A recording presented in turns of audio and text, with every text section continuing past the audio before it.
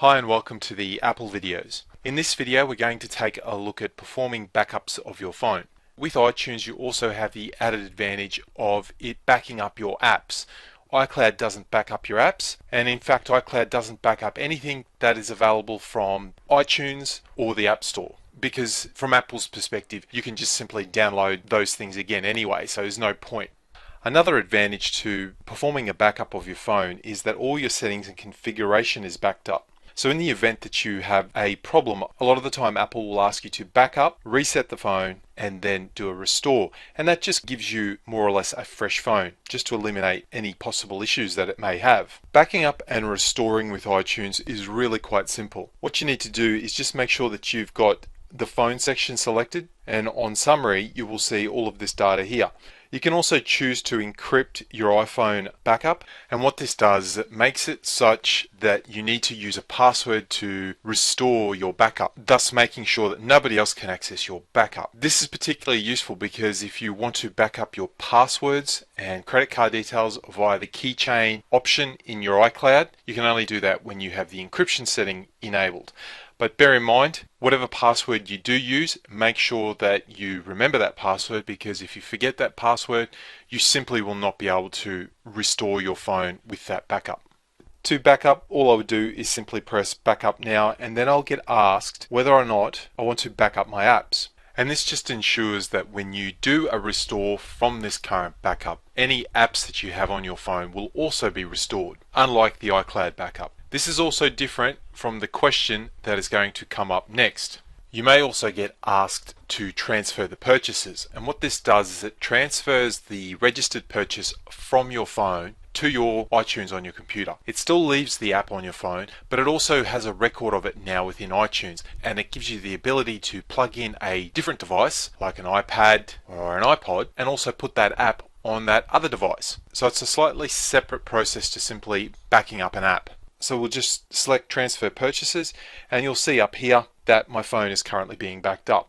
Once the sync has been completed, we can just go across here to apps, and we can see a number of apps that are currently located on the phone. You'll see that some of these have remove and some have install, and the ones that have the word install beside them are not currently installed on the phone and were included in a previous backup. But this is only really handy if you don't want to go ahead and install the app from the App Store, which you can do at any point in time anyway, so this isn't an overly important step. Where it does come in handy is that when you have to restore, it will restore your phone exactly how it was when you backed it up. So it makes it quite easy and efficient to get operational again. Restoring is pretty simple. You would just go over here and select restore from backup, and you need to turn off Find My Phone from the iCloud setting. And that's pretty simple. We just go into settings, go down to iCloud, and if we scroll down, you'll see Find My Phone is currently turned on. We just need to turn that off. This is where we need to enter our Apple ID password and then select turn off.